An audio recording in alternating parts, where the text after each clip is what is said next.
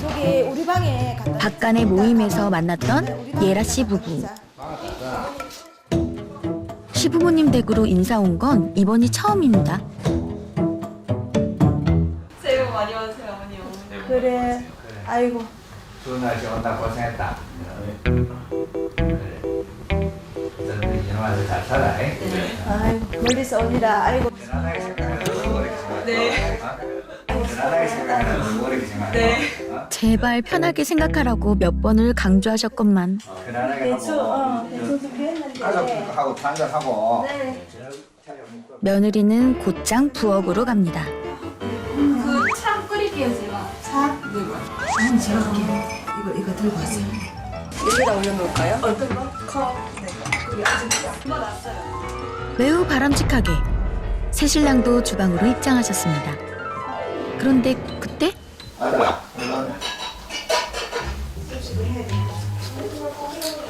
뭐 어떻게 지냈어요? 누구하고 뭐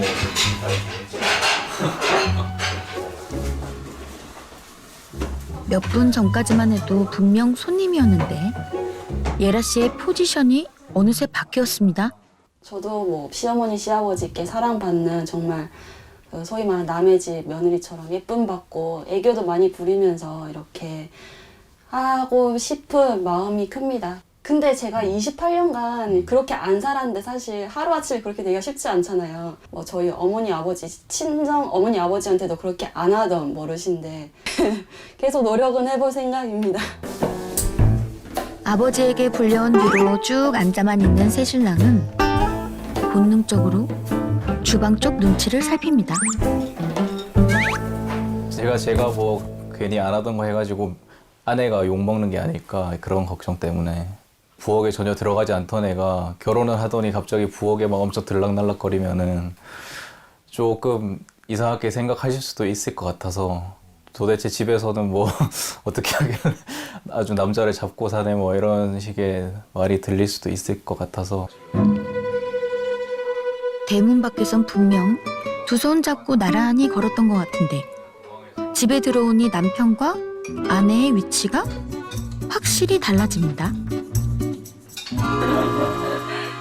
대접받는 사람은 이미 정해져 있는 듯한 느낌. 웃고 있지만 영 불편한 것이 어쩐지 예라 씨는 오늘 진짜 시월드에 입성한 것 같습니다. 설이 가까워지는 어느 주말 예라 씨는 2주 만에 또 시댁에 있는 양산으로 내려갑니다. 바로 박간의 며느리 모임이 있기 때문인데요. 명절 전에 만나 역할 분담도 하고 맛있는 것도 먹는 자리라고는 하셨지만 어쩔 수 없이 신인 며느리는 또 긴장이 됩니다.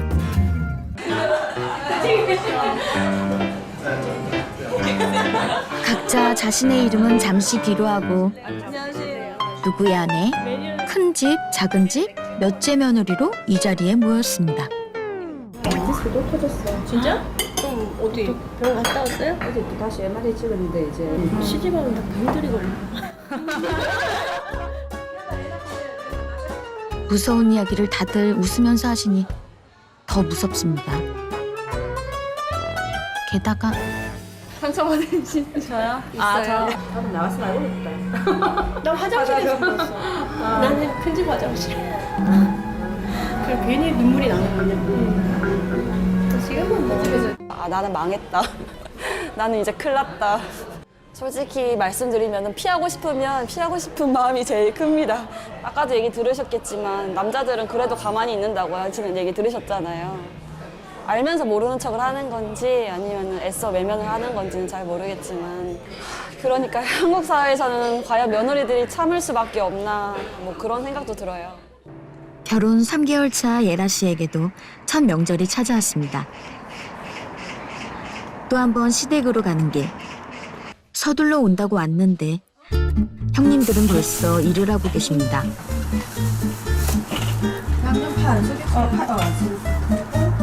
신참 며느리도 출전 준비를 하는데요. 이때 남편 레영 씨가 뜻밖의 한마디를 던집니다. 엄마 나는 앞치마 없나? 여기도 앞치마 하나 주세요. 아, 앞치마 여기 있어. 앞치마 있다. 여기 있어. 왜 도련님거? 나도 하나 빼야겠다. 이거 이 살이 많다 이거. 이 형님들은 있을 수 없는 일이다. 무슨 생각인지 앞치마를 입겠다고 나선 매영 씨.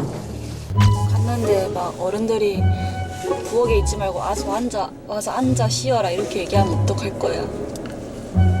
그렇게 얘기해도 뭐 갈 거야? 잘 못 들은 척하면서 가서 앉아 있을 거야? 안 가야지. 옆에서 도와줘야지. 또 예라 같은 경우는 좀 별로 기다려지지 않는 명절이라고.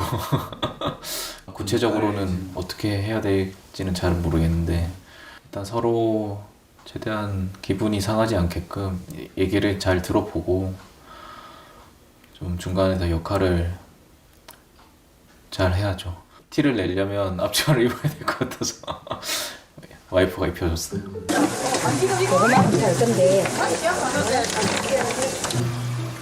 먹어본 적은 있지만 해본 적은 없는 튀김을 과연 잘 해낼 수 있을지 모르겠지만 식구가 많잖아. 그전에는 잡아놓은 오늘 최선을 다하겠다고 마음먹은 예란 씨 뒤에서 급한 대로 앞치마를 둘러맨 남편 역시 최선을 다하고 있습니다.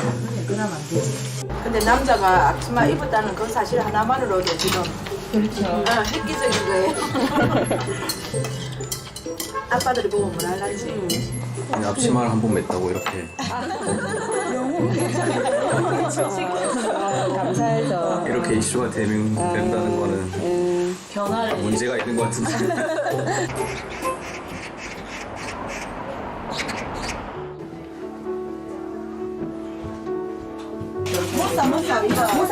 집 같은 거. 어제보다 더 바쁜 명절날의 주방. 고명 다시 뜯어야 되겠네. 동생이 고명 어디 때? 여유 있는 거실은 마치 다른 세상 같은데요. 온도차가 느껴지는 이 풍경이 예라 씨에겐 조금 어리둥절할 뿐입니다. 어제만 해도 이 집에 뭔가 획기적인 변화가 찾아올 것 같았는데 오늘은 다시 오래된 규칙에 따라 모든 것이 제자리로 돌아간 느낌입니다. 문어 갑니다. 맞느냐? 네.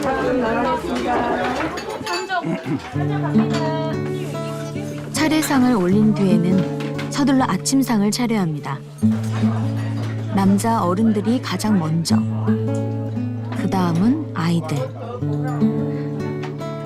가장 바빴던 며느리들은 늘 제일 마지막입니다.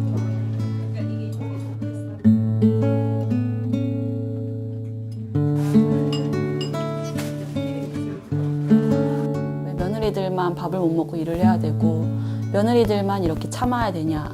또 형님 또 식사를 하시라고 밥상도 차려드리니까 우리는 원래 안 먹는다고 이렇게 얘기를 하시더라고요.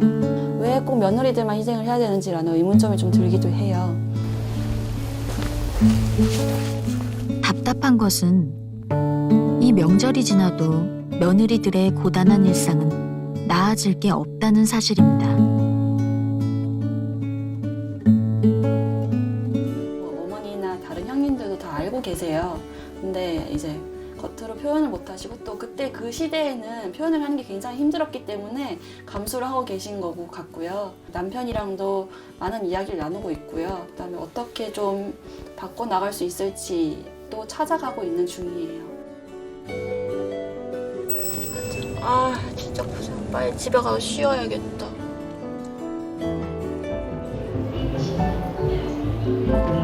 북적이는 사람들 사이로 영재 씨가 보입니다. 결혼 2년 차라는 영재 씨는 왜 그런지 혼자 기차에 올랐습니다. 저희 명절이니까 가족들 보러 가는 겁니다. 따로 이제 명절을 지내는 거라서 아는 집에 서울에 그대로 남아있고 저만 이제 홍성에 가는 거예요.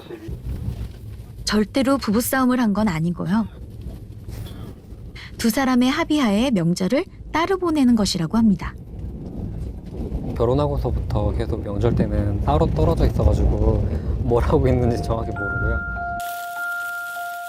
그 시각 아내는 전을 부치는 대신 스테이크를 굽고 있습니다. 서연 씨를 보고 있자니 오늘이 정말 명절이 맞나 싶은데요.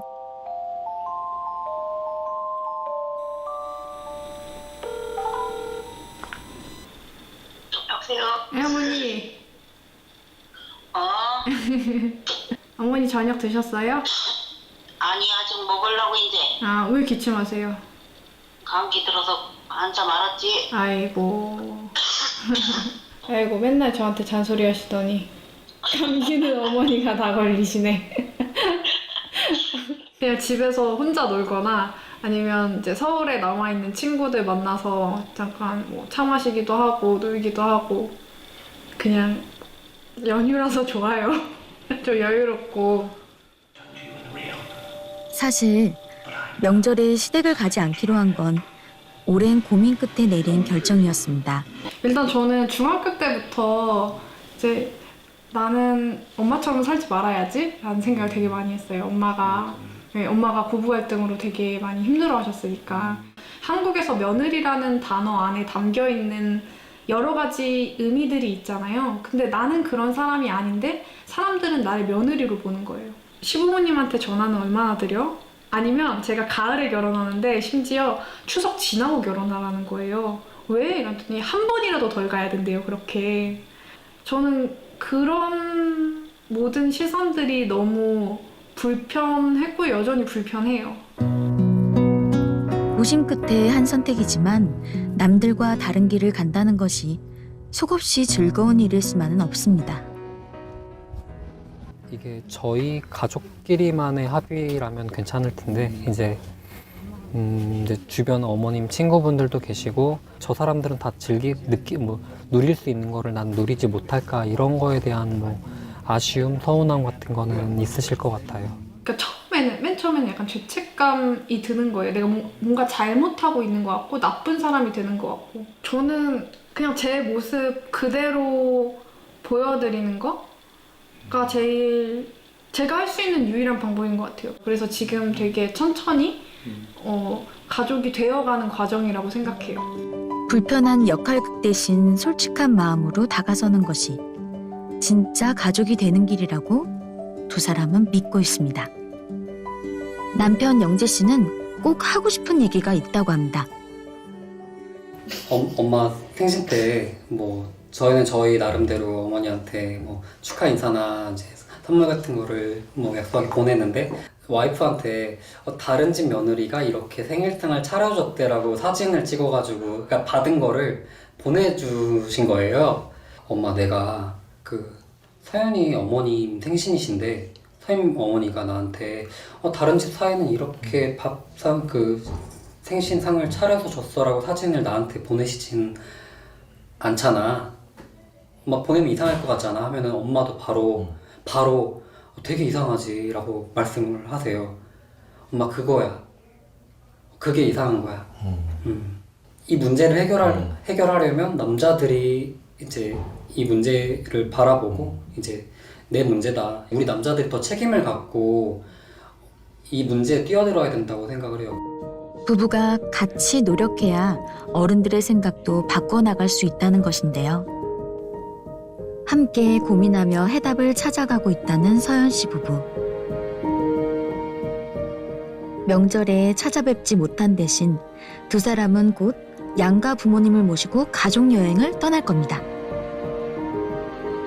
며느리는 되게 살가워야 되고 뭐 어머니 뭐 이러셨죠 저러셨죠 이래야 되고 근데 결국 내가 아닌 모습을 자꾸 보여줘야 되니까 힘든 거잖아요. 막 어머니 아버님 막 이러고 나서 뒤돌아서서 울면 어떻게 가까워져요. 차라리 조금 불편하더라도 불편한 걸 얘기하고 불편한 걸 이해해 나가고 서로 다른 걸 조율해 나가면서 정말로 가까워지는 그런 가족이 되고 싶어요.